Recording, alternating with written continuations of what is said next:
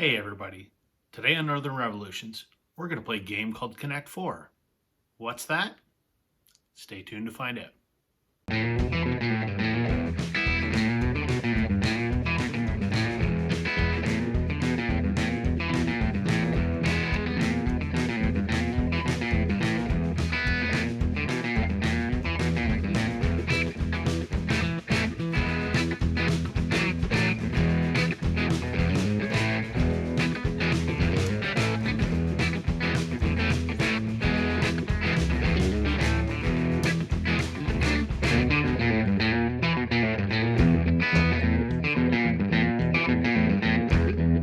Hey Ivana community, welcome to Northern Revolutions. I'm Rob.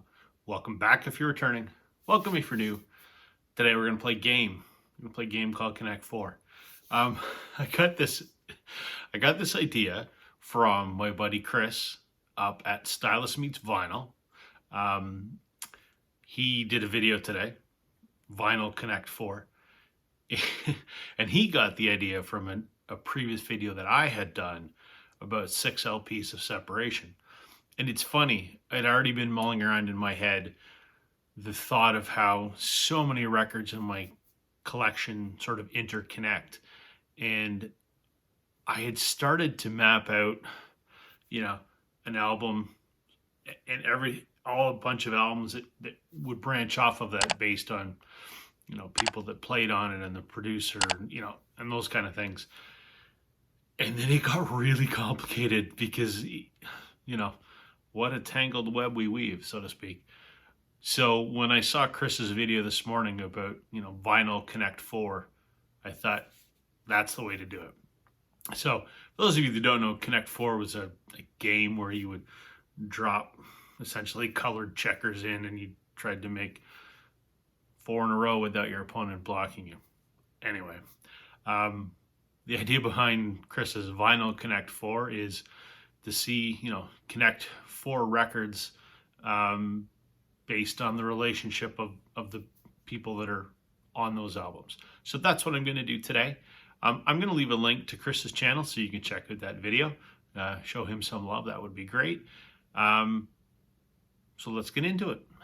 Okay, I have literally hundreds of different combinations that I could have done. But what I wanted to do was try and do this with albums that I haven't shown before. So I've got a couple groups here, and I think I maybe have only shown 2 of these records. So I really tried to do it with ones that I hadn't shown before. So we're going to start with Linda Ronstadt's Simple Dreams. This was an album that came out in 1977. I've talked about Linda Ronstadt before. I think she's the greatest female singer ever. I love this album. There's some great stuff on here. It's So Easy, Blue Bayou, Poor Poor Pitiful Me, and my favorite song of all time in the history of music, her version of the Rolling Stones' Tumbling Dice. Love this record. So this is the first record I'm starting with. And I'm going to link that to Stevie Nicks' Belladonna. How we do that, Linda Ronstadt's guitar player was a guy named Waddy Wachtel. One of my guitar heroes. There's Joe Walsh and then there's Waddy Wachtel. He was Linda Ronstadt's guitar player, and then he was Stevie Nicks' guitar player, and still is Stevie Nicks' guitar player to this day. He played on Simple Dreams, and he played on Belladonna. This was Stevie Nicks' album from 1981. What an incredible record. Tom Petty's on here, and he co-produced it. Don Henley's on here. It's got Stop Dragging My Heart Around, After the Glitter Fades, Age of 17, Leather and Lace. I mean, this album is absolutely phenomenal. So as I mentioned, on Stevie Nicks' Belladonna, one Tom Petty co-produced it and did the duet Stop Dragging My Heart Around. This is Tom Petty's album, Hard Promises. This is from 1981. What an amazing record. This is fantastic. This is also produced by Jimmy Iovine, the same guy that produced Belladonna. fantastic record. So we go Linda Ronstadt, to Stevie Nicks, to Tom Petty. And lastly, we finish with the Eagles' Hell Freezes Over. Now, I could have gone from Stevie Nicks' Belladonna straight to the Eagles because Don Henley duets on Leather and Lace on the Belladonna album. But I'm going from Tom Petty to this because two reasons. I mean, sort of indirectly, Mike Campbell, who's the lead guitar player for Tom Petty and the Heartbreakers and Tom's co-writer, wrote the song Boys of Summer, which was a hit for Don Henley. Don Henley, obviously founding member and drummer of the Eagles. But more directly to this album, Stan Lynch, who was the original drummer for Tom Petty and the Heartbreakers, after he left the Heartbreakers, he went and did session work and produced and whatever. He plays percussion on the Eagles' Hell Freezes Over, and he also produced Learn to Be Still, which was one of the new album studio tracks that are on this. So Linda Ronstadt, Stevie Nicks, Tom Petty to the Eagles. Okay, my second Vinyl Connect 4 starts with Crowded House. This was their self-titled album from, I don't know, sometime in the 80s. This is a great record. This has Don't Dream It's Over and Something So Strong were the two hits that were on here. Great 80s record. From this album, we're going to go to Fleetwood Mac.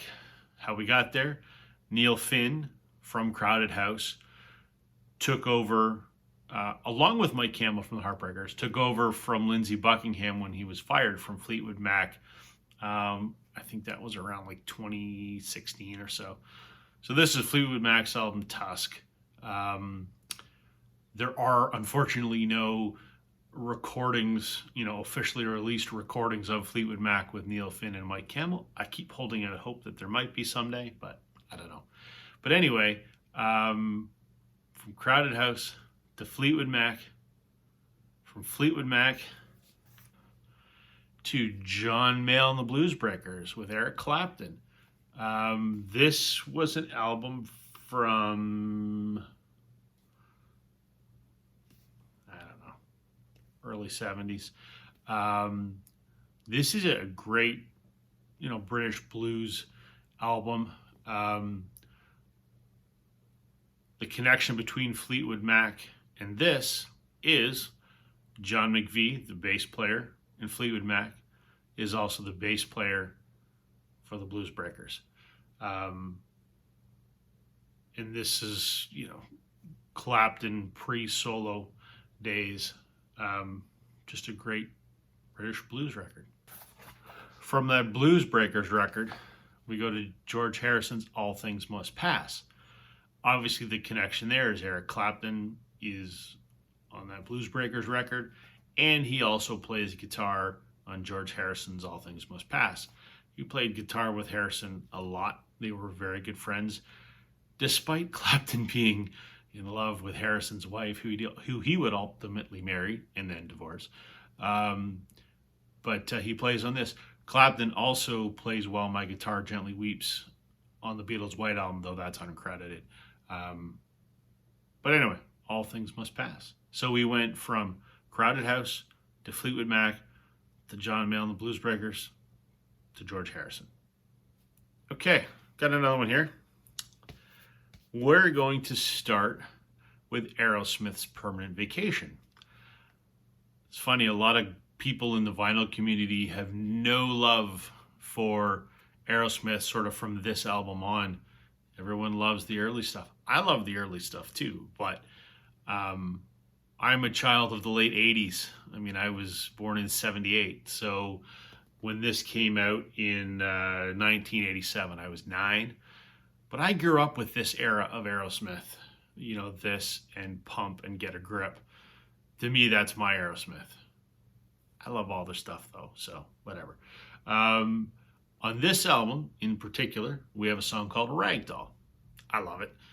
That song was co-written with Stephen and Joe, and a songwriter named Jim Vallance, who was a songwriter from Canada. Um, Side note, he was the drummer in a band called Prism under a pseudonym or a stage name. But Jim Vallance co-wrote Ragdoll. Jim Vallance, as a songwriter, is famous because he's Bryan Adams' main songwriting partner for most of his career. He wrote a lot of the hits. He wrote about half of the hits that are on this, which is a compilation, So Far So Good, which came out in '93. This was Bryan Adams' greatest hits up to that point. Also incredibly hard to find on vinyl, I might add. But Aerosmith to Bryan Adams via Jim Vallance. We go from Bryan Adams to a little band called Def Leppard. This is Pyromania from 1983. Holy crap. Everyone knows how bloody good of an album this is. Yeah. Photograph, Rock of Ages, Stage Fright, Rock Till You Drop. Amazing. Def Leppard's amazing for that period of whatever you want to call it, hair bands or whatever. This was a seminal rock record from the 80s. This was produced by Mutt Lange. Mutt Lange also produced a lot of Bryan Adams albums, including that compilation that I just showed, So Far So Good, and he co-wrote a lot of hits with Bryan as well. So if it's a Bryan Adams hit song, chances are it's either Jim Vallance or Mutt Lange. So Mutt Lange produced Def Leppard's Pyromania. And since we're talking about Mutt Lange, we got to talk about Shania Twain. This is Up. I don't think anyone needs to refresh her on the story of Shania Twain. She was a struggling country singer from Timmins, Ontario.